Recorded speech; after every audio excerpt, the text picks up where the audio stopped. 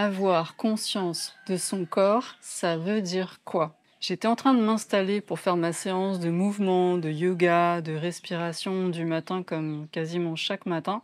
Et je me suis dit, tiens, ça serait peut-être sympa de faire une vidéo assez courte de juste quelques minutes pour expliquer aux débutants, à ceux qui débarquent, je ne sais pas si c'est ton cas, juste les bases pour comprendre qu'est-ce que ça veut dire avoir conscience de son corps. Déjà, quand on dit en général avoir conscience de quelque chose, ça veut dire qu'on est dans la perception, qu'on est dans le ressenti. Donc, avoir conscience de son corps, c'est percevoir son corps, c'est ressentir son corps. Alors, je sais bien que c'est pas toujours facile et qu'au départ, justement, on ressent pas grand-chose et on a la sensation d'être plutôt à côté de ses pompes qu'autre chose.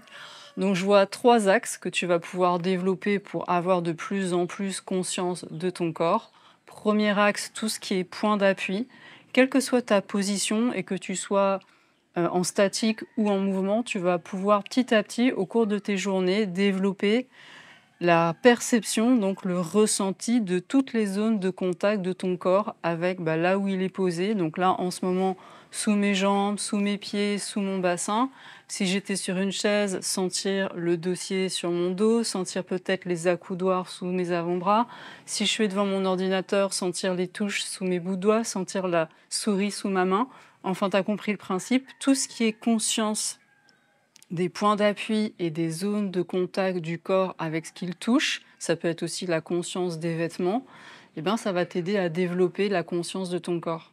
Deuxième axe pour développer la conscience du corps, la respiration. C'est tellement important d'apprendre petit à petit à sentir déjà s'il y a une respiration ou si on est en apnée, parce qu'il y a tellement de moments où en fait on coupe sa respiration et donc ça fait moins d'oxygénation et c'est pas tout à fait favorable à une bonne santé. Donc respirer déjà et puis petit à petit se familiariser avec ces mouvements de l'air qui rentre, de l'air qui sort, sentir ça au niveau des narines, de la bouche selon comment on respire, sentir le trajet de l'air dans la gorge, dans les poumons, sentir les mouvements du corps qui respire, les mouvements dans le ventre, dans la cage thoracique, le diaphragme, sentir si au niveau du plexus, là, si c'est léger, si c'est ouvert ou si c'est serré, s'il y a des lourdeurs, s'il y a des pressions. Enfin, tu vois, au niveau de la respiration, il y a tout un tas de choses dont tu vas pouvoir apprendre à avoir conscience, donc à percevoir, à ressentir. Et ça, c'est aussi quelque chose que tu peux faire à n'importe quel moment dans ta journée. Tu peux le faire dans des moments spécifiques, dans des pratiques qu'on appelle formelles, des moments où tu fais que ça.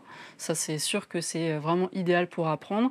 Mais il y a aussi plein de moments dans ta journée où tu vas pouvoir faire des pauses et juste te demander, OK, là, maintenant, tout de suite, elle est comment ma respiration? Elle est profonde, elle est superficielle, elle est rapide, elle est lente? Quelles sont les parties de mon corps qui sont en mouvement lorsque je respire? Et ça, tu vois, c'est de la conscience du corps. Et il y a un troisième axe qui est super intéressant et que j'aime beaucoup aussi pour développer la conscience du corps, c'est tout ce qui est développer la conscience de la sensorialité en général. Les cinq sens.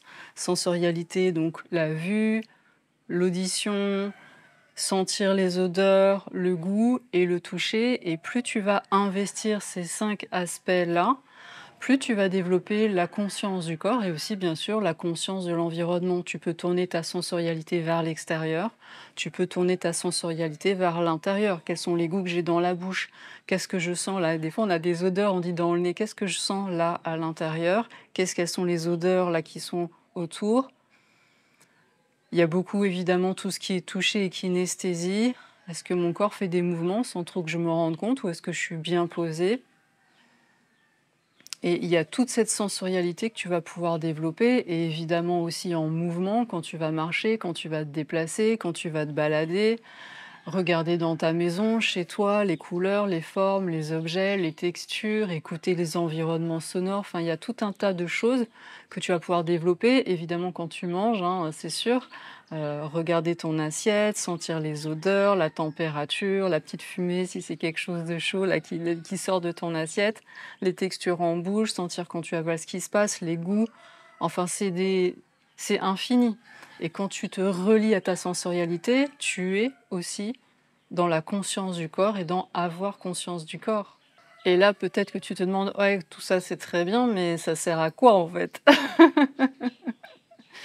En fait, c'est juste la base, c'est vraiment le tout premier pas, la conscience du corps, qui va te permettre de te rencontrer, de savoir où tu es, comment tu te sens, d'avoir les signaux d'alerte quand il y a quelque chose qui ne va pas au niveau de ta santé, d'être donc plus en plus affûté sur: «OK, comment je me sens? Est-ce qu'il y a quelque chose qui ne va pas? Est-ce qu'il y a une tension? Est-ce qu'il y a quelque chose qui est pas confortable?» et tu vas tout de suite pouvoir t'en occuper. Donc c'est le tout premier pas de la conscience de soi en général, qui va aller après vers la conscience des émotions.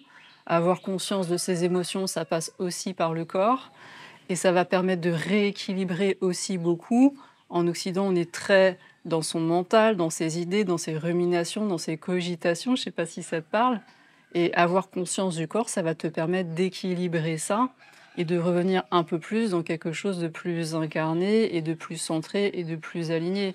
Ça va t'aider dans la gestion du stress, enfin, ça va t'aider pour tout. Ça va être le point de départ pour faire tes introspections, pour libérer des mémoires anciennes dans cette vie, dans d'autres. Enfin, c'est vraiment le point de départ. Le corps et la présence dans le corps, c'est le point de départ de tout.